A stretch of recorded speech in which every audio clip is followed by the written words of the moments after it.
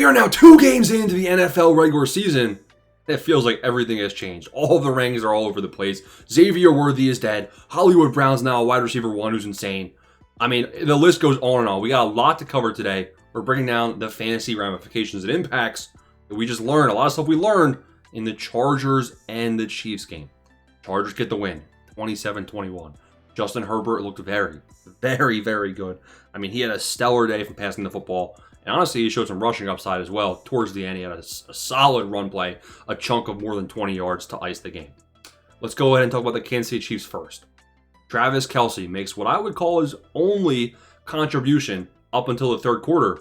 Very early, he made his presence known and bam, laid his shoulder in. Imagine, I don't know who's watching this. Maybe you're tiny, maybe you're big, I don't know. You get the shoulder of doom from Travis Kelce. Xavier Worthy, that looked bad. His shoulder looked dislocated. I was getting nauseous just watching them like mess with it on the sideline. I was like, dang, like, this ain't looking good. Now, what do I think the ramifications are going to be? He was ruled out pretty quick. He didn't come back. I think he's going to be gone for a while. I think we're looking at, a week-to-week type deal. I don't think this is something where Xavier Worthy comes back next week. They have a tough matchup next week against the Philadelphia Eagles. Going to be a tough game. Now, Pat Mahomes actually looked pretty solid still in the second half of this game. In the first half, Pat Mahomes was an actual scrub. He had less than 100 passing yards, but he finished the game with actually a pretty respectable stat line. 24 of 39 passing, 258 yards, 1 touchdown pass. And that touchdown pass came to Travis Kelce. Travis Kelce looked completely dusty until he had a touchdown catch of over 20 yards. So he was sitting there with like 1 catch for 10 yards, and that was like in the first quarter. Gets a nice downfield throw from Mahomes. Big time play, clutch for both of these players. They both needed that. Finishes with 2 catches, 47 yards, and 1 touchdown. Now, Travis Kelce only had 4 targets, and it didn't look good. It didn't look good, but the best thing for Travis Kelce was that he injured their best player. So if you are a Travis Kelce owner, I expect that he's going to have to be, they're going to have to script him more targets. Doesn't matter if he's washed. Doesn't matter if he looks slow, which he does. They're going to have to get him the ball, so I expect a bit more volume. Now, Juju Smith-Schuster actually looked decent as well, but the real winners here for Kansas City are Pat Mahomes. Pat Mahomes on the ground, 6 carries, 57 yards, and a touchdown on the ground. That is the rushing upside you need to see for Pat Mahomes to revert back to being a top 4 QB asset in terms of fantasy football like he was, 4 years ago. So Mahomes had an amazing game. Pacheco, not great. Pacheco, it's not great at all. 5 carries, 25 yards. Feels like they got away from the run. You have Kareem Hunt, also 5 carries for 16 yards. And then receiving, Pacheco had 3 targets, 2 catches, didn't really go anywhere. Kareem Hunt also had a couple, receiving plays. He had 3 targets as well, 2 for 10. Really kind of confusing usage of the running backs. I feel like we didn't learn much. I think Pacheco has better days ahead. I wouldn't overreact. I'd still have Pacheco as that RB2, RB3. You're probably going to be starting him in your lineup almost every single week. Now, usually the way you drafted him was in like round 6. You probably had some upside running backs later on in the draft. And then early in the season, you're probably starting Pacheco, even though he's got a tough matchup next week against Philly. The Chiefs might have to, run the ball a bit more, considering they don't really have any good receivers. I'm saying they don't really have any good receivers because they have Hollywood, who actually look pretty solid. Hollywood Brown. So there was a point where he had 10 targets and he had like 6 catches for 30 yards. Very, very, very ineffective. A bunch of short 5-yard catches. And then he came to life. He actually finished with 10 receptions on 16 targets. 16. The next leading receiver was Juju with 5 targets, who had all 5 catches. Juju had 5 for 55.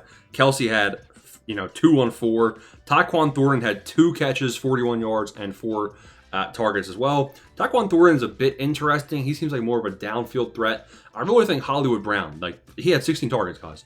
Hollywood Brown is a must-add waiver wire option for week 2. So definitely, he's on the waiver wire, but if you have Hollywood Brown, you're in a good spot. He's probably somebody you can actually start in a matchup versus the Eagles. And the Eagles cornerbacks, Adoree Jackson in week 1 got burnt like a toast. So the Chiefs did look pretty solid in the second half, but they started this game off way too slow. And, the Xavier Worthy loss definitely impacted how they played.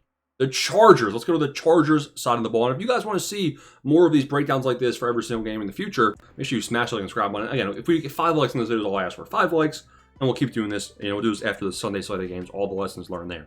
The Chargers, let's talk about Herbert.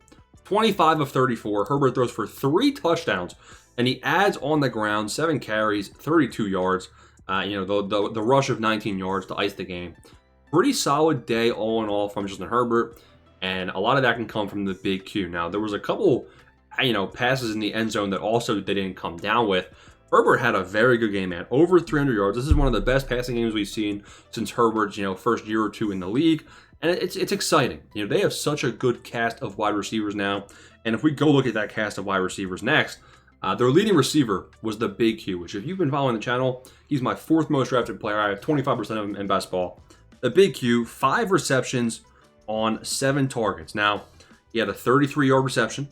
He had 5 catches, 79 yards, 2 touchdowns. He slotted into your best ball lineup this week, man. 2 touchdowns, the big Q. And the buzz, the big Q, took a step forward. It looks pretty accurate. Now, the second receiver was Ladd McConkey, who I think had a pretty respectable day. It looked like he was always open. It looked like they were just, so were other people. So they didn't have to go to him as much, but they went to him in crunch time, clutch situations. It's a good sign for Ladd McConkey. He had 6 catches on 9 targets, 6 for 74. Again, if you had a touchdown, then you're happy. You're closer to 20 points. 6 for 74, you're around 13 points. Maybe you're a little bit disappointed here, but I still think, especially seeing what Herbert just did, it's still encouraging. I think Ladd McConkey is going to be giving you like 15 points per game if he's not getting touchdowns. So the touchdowns will obviously fluctuate as the season goes. I think he's still, an elite, let's call it top 15 wide receiver for sure. Keenan Allen, he had the most targets out of any wide receiver. Keenan Allen is now in flex play consideration. 7 catches, 68 yards, and a touchdown. 20 points from Keenan Allen, 25 points from the big Q. 13 points from Ladd. Who would have thought Ladd was going to have the least productive game? Even Tyler Conklin had 2 catches, 50 yards. Will Dissly had 1 for 18. Will Dissly, the over on the Will Dissly receiving yards almost didn't hit. It was my lock of the week. Finally hits. He got 1 catch for 18 yards. The line was at over under 15.5. I knew it was a lock, but man, they were not throwing the ball to any tight ends. It was only the wide receivers. So pretty much all of these wide receivers for the Chargers, I think, are playable. Now, what you need to ask yourself is, is Herbert going to be this consistent? Are we going to see the same Justin Herbert throughout the up and coming weeks? That's something you got to think about. Is Justin Herbert going to have 34 pass attempts? That's probably sustainable, but is he going to be as effective?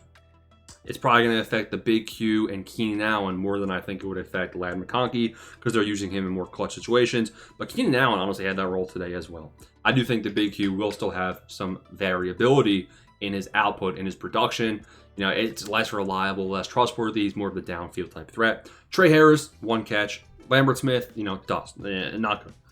In terms of the running backs, you have Amari Hampton, Najee Harris. Now, Najee Harris came back to practice. We knew he wasn't going to be the starter because of that. So actually, Najee Harris could earn more work, and Amari Hampton had a big blunder in half, right before half. He didn't go out. He ran out of bounds. The clock did not stop, and it cost them 3 points, meaning the Chiefs were able to score 3 because of that rookie mistake. Coaching staff's probably not going to like that. It was okay. I actually didn't think Amari Hampton looked that good. He had 15 carries, 48 yards, 3.2 yards per carry. Najee only had 1 rush attempt, 4 or 5 yards. In terms of receiving, though, Amari Hampton did catch both targets. He had 2 targets, took them for 13 yards. It was encouraging to see him a little bit involved in the receiving game. Najee also had 1 catch for 5 yards on 1 target. It was kind of just mid. It wasn't exciting. I think better days are ahead if Amari Hampton retains that same snap share, which obviously he's not. Najee's going to continue to ramp up, get more practice, get more involved in the offense, and be a bit of a pest. So overall, I do think it's a bit of a disappointing day for Amari Hampton on the Chargers. Now, let's not overreact. They passed the ball a lot. They did give him 15 carries for 48. He looked all right. It's his first game in the league. Let's give him let's give him 3 games. Give him 3 games. I think his week 4 production is going to be the real telltale test for Mr. Hampton? Like, what do we have in week 4 when Najee's there, when he's there, when we have Herbert, whether or not he's consistent? Then we'll know what Hampton's, outlook's going to be for the rest of the season. That's going to be the real telltale sign. So it's hard to say just based on one game. You don't want to overreact or anything. Obviously, you're disappointed by the fantasy points he put up. What was it, like 7 points? But I mean, yeah, a lot of lessons learned today in this Chiefs-Chargers game. Let me know any questions you got down below. Hope you boys made out like a band-aid. Smash that subscribe button. Thanks for watching.